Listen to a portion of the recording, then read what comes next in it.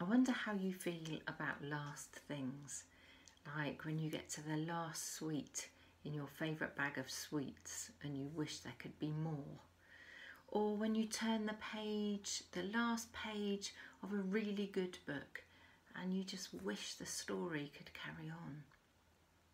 Or when you come to the last day of a brilliant holiday and you really wish it didn't have to end.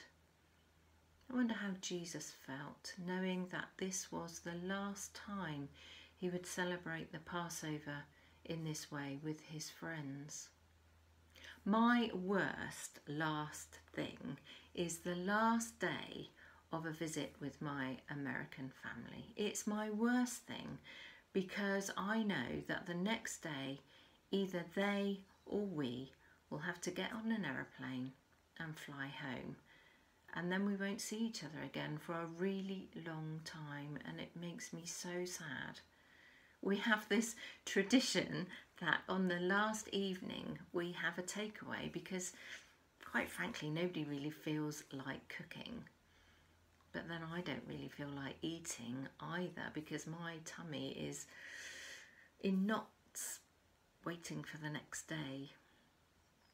I wonder how Jesus was feeling, if he was feeling like eating or if his tummy was in knots, because although he was fully God, I think sometimes we forget he was also fully human. And I suspect he was feeling some pretty powerful emotions right now. What did he think as he looked around the room at his 12 best friends? The men that he had spent the last 3 years with, travelling, teaching, talking, eating, and no doubt sharing a few good laughs. But he knew that the next day he would be separated from them and that he would face death.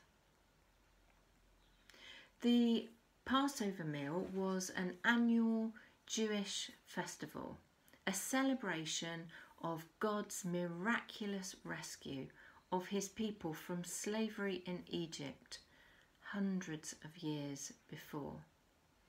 But this year, the Passover was a little different because the stage was being set for another rescue, the greatest rescue of all time.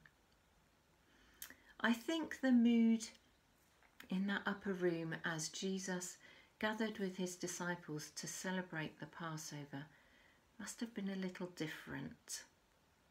Jesus had been acting a little strange recently. He kept talking about death. He kept talking about his own death. The disciples really didn't understand. And then he started to change the words of the Passover meal. You see, every Jew knew that the flat bread they ate at Passover was to remind them of the bread they ate in Egypt shortly before they left. Because they left in such a hurry, the bread had no time to rise. But now Jesus took the bread and he broke it into pieces and he gave it to the disciples and he said, "Take this and eat it, because this is a picture of my body which is going to be broken for you." And then he took the cup of wine, which every Jew knew was symbolic of the blood of the sacrificial lamb, which was killed on the night of the Passover, and its blood was painted on the door frames of the home of every one of God's people so that they wouldn't die. But now Jesus gave thanks for the wine, and then he said to his disciples, "Drink this, because this is a picture of my blood, the blood of the new covenant, which is about to be spilled for you." It was all very confusing. You see, this was a last. It was the last time Jesus would eat the Passover meal in this way with his disciples, but it was also a first. Jesus was declaring there is to be a new covenant, and it is to be sealed with my blood. That rescue was for God's people at that time in that place, but this rescue is for all people in all times and in all places, because of Jesus' sacrificial blood shed for us when he died on the cross. Each of us has the opportunity to be rescued, to be made whole, to be in a right relationship with God and to live with him eternally. At the Passover, that first Passover, the lambs were specially chosen to be ones without fault or blemish.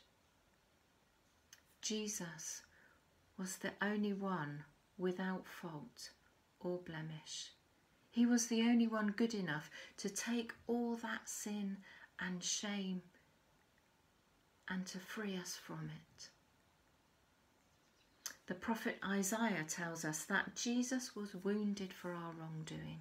He took the punishment that we deserved, and through his suffering we are made whole. Isn't that an awesome exchange?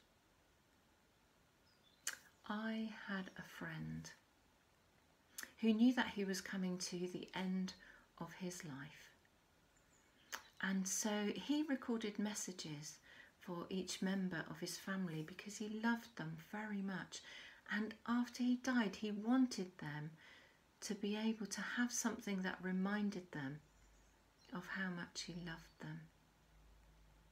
Jesus knew that he was coming to the end of his life on earth, and he loves us so much that he wanted us to have something that would remind us of that love. So he didn't give us a list of long and complicated instructions. He gave us a simple but powerful act of remembrance.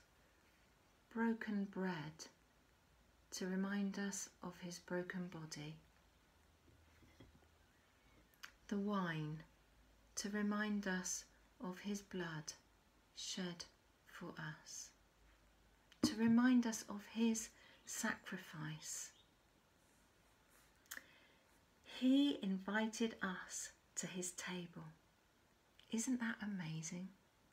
He invited us to come and to remember his love.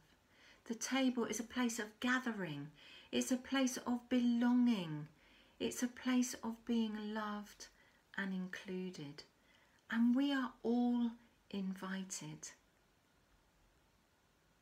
I wonder if you've ever taken seriously that invitation to be family with Jesus, to remember his sacrifice, to be set free. And if you haven't, what's holding you back? It's the greatest invitation you will ever receive.